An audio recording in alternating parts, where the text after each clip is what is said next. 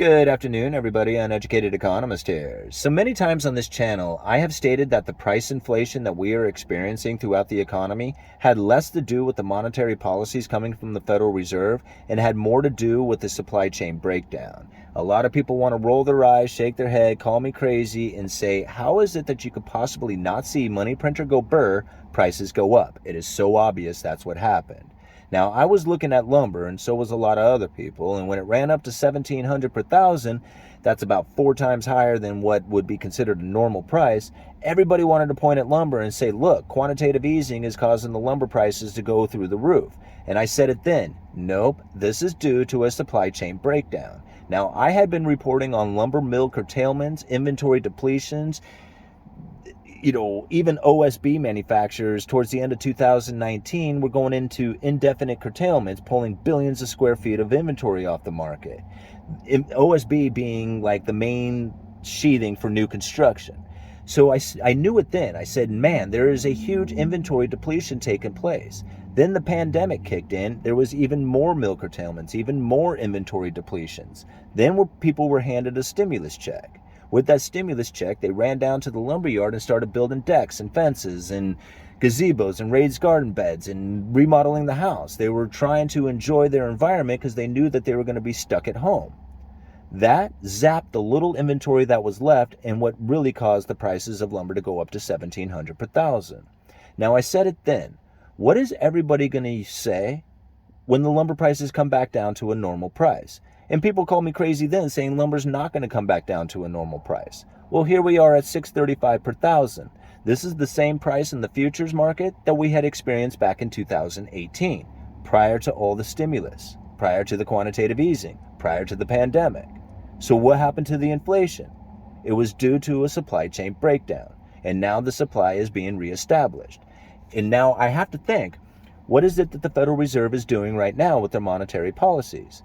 Because it was in a Ben Bernanke speech that I had read back in 2000. Well, the speech was given back in 2001.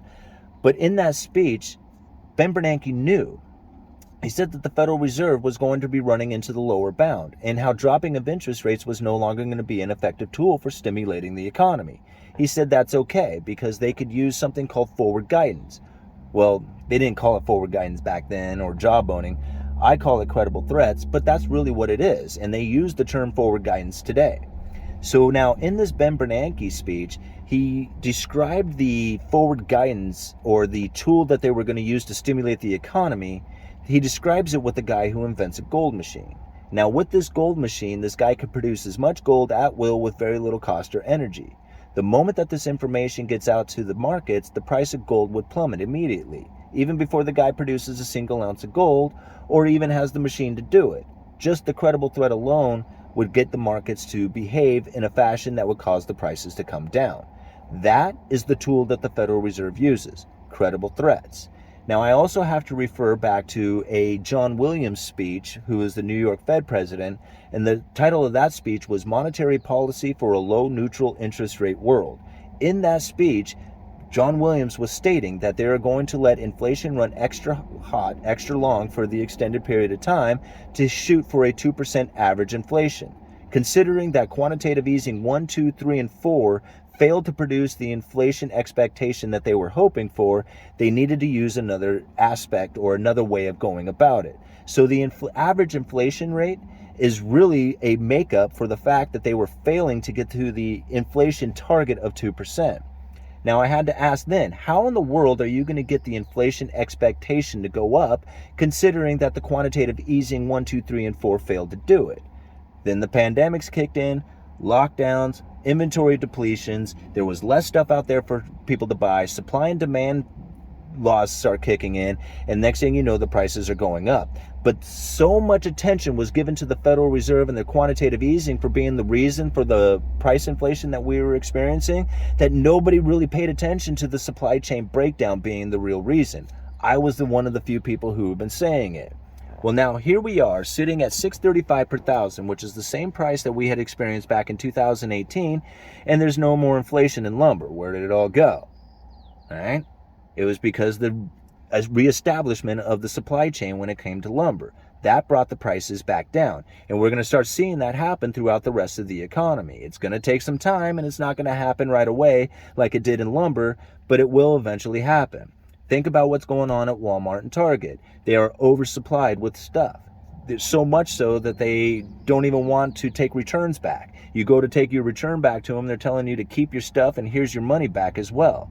So that, to me, tells me that there was a lot more to do with the supply chain breakdown than coming from the monetary policies of the Federal Reserve.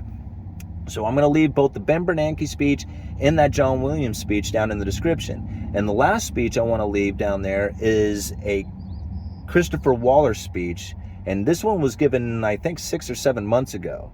And in that speech, if you go down to the very last paragraph, look at the very last paragraph and what he says in that. He was talking about how the Federal Reserve was behind the curve. And then he tries to defend the Federal Reserve saying, well, are we really behind the curve? Because, see, we say that we're going to raise the interest rates, and before we do it, the markets react as if we had already done it. The credible threat of doing it leads the markets to behave in a way as if the Federal Reserve had done 2 quarter-point interest rate hikes before they had even done it. The credible threat alone changes the market's perception, and that is really the main tool coming from the Federal Reserve. So I'm going to leave those speeches down there in the description for you guys, and think about it in that fashion. Take the monetary policy from the Federal Reserve out of it. Just take it out for just a minute and think about some of the things that have happened here throughout the economy. Think about the supply chain breakdown. Think about how it is that people were convinced that prices were going to go into hyperinflation and the way that they started to behave. Think about how much they were willing to spend on cars and houses and everything else out there. That is really what caused the inflation. It wasn't due necessarily to the monetary policies coming from the Federal Reserve. Although the Fed would love for you to believe that, and that is what generally most people believe, and because they believe it, it's a self-fulfilling prophecy. That's the way it's going to happen. The same thing with the recession. When people believe that there's going to be a recession coming into the future, they start behaving in ways that actually cause that recession to happen. And you're starting to see the evidence of that starting to take place now. So give it a little bit of time, and you're going to find that people are going to say that the Federal Reserve is going to miss the mark, but they're not. They're actually causing you to fix the market before they even do anything. They don't have a monetary policy of adjusting interest rates anymore. All they have is their credible threats. See, if they raise interest rates too high, they really will damage the economy.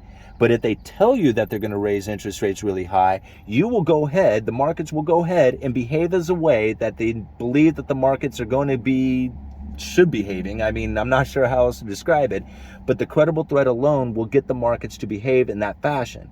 Once they start moving in that direction, it is very difficult to turn it around. Then it gives the Federal Reserve all the room in the world to start raising their interest rates, and that's what's going to get their ammo back.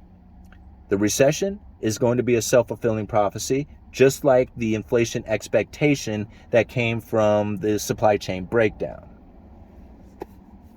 Go check out those speeches. Go read the 3 speeches and you guys let me know. Uneducated Economist, you guys let me know.